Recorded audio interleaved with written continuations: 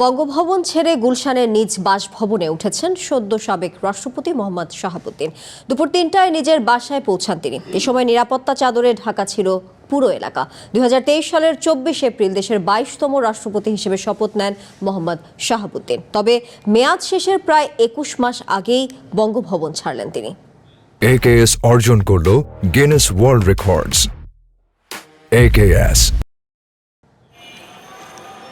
সংবিধান অনুসারে রাষ্ট্রের সর্বোচ্চ পদের অধিকারীর বাসভবন। ৪৮ ঘন্টা আগেও এখানে ছিলেন সদ্য বিদায় রাষ্ট্রপতি মোহাম্মদ শাহাবুদ্দিন। দুপুরে অনেকটা বিবর্ণ বিদায় নিলেন আলোচিত সমালোচিত এই রাষ্ট্রপতি। বঙ্গভবনে আনুষ্ঠানিক বিদায় শেষে দুপুর ২:৩০টায় গাড়িবহর নিয়ে বের হন মোহাম্মদ শাহাবুদ্দিন। এর আগে সকাল থেকেই গুলশানের তার নিজ বাসভবনে চলতে থাকে প্রস্তুতির কাজ। এসবি, ডিবি, এপিবিএন সহ আইন শৃঙ্খলা বাহিনীর সদস্যরা নিরাপত্তা নিশ্চিত করে। যোগ দেয় সেনাবাহিনীর ডগ স্কোয়াড। এছাড়াও বাড়ির সামনে ছিল পিজিআরের সদস্যরা। দুপুর ২টা ৫৭ গুলশানের বাসায় ঢোকেন সদ্য বিদায় রাষ্ট্রপতি। এ সময় বাড়ির ভিতরে তাকে ফুল দিয়ে শুভেচ্ছা জানানো হয়। অন্যান্য ফ্ল্যাটের বাসিন্দারাও বারান্দা দিয়ে আগ্রহ নিয়ে দেখতে থাকেন তাদের নতুন প্রতিবেশীর আগমন।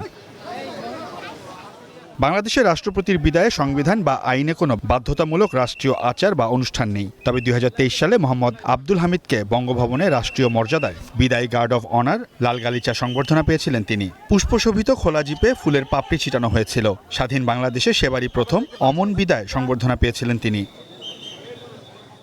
পদত্যাগ করলেও দ্য প্রেসিডেন্টস অ্যাক্ট ১৯৭৫ অনুযায়ী মোহাম্মদ শাহাবুদ্দিন অবসর ভাতা, দাপ্তরিক ব্যয়, একজন ব্যক্তিগত সহকারী এবং একজন অ্যাটেন্ডেন্ট পাবেন। পাশাপাশি মন্ত্রীর সমপরিমাণ চিকিৎসা সুবিধা, বিনামূল্যে সরকারি যানবাহন এবং কূটনৈতিক পাসপোর্ট লাভ করবেন তিনি। এছাড়া দেশের ভেতরে সরকারি সার্কিট হাউস বা রেস্ট হাউসে বিনা ভাড়ায় থাকার সুবিধাও মিলবে।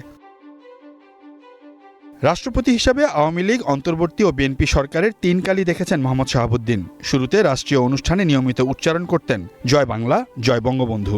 রাজনৈতিক পট পরিবর্তনের পর রাষ্ট্রীয় আচার অনুষ্ঠানে ফিরে আসে বাংলাদেশ জিন্দাবাদ স্লোগান। দায়িত্বের প্রয়োজনে সেই পরিবর্তনের সঙ্গেও নিজেকে মানিয়ে নেন তিনি। জয় বাংলায় শুরু করে বাংলাদেশ জিন্দাবাদ স্লোগানে রাষ্ট্রীয় দায়িত্ব থেকে নিজেকে সরিয়ে নিলেন মোহাম্মদ শাহাবুদ্দিন।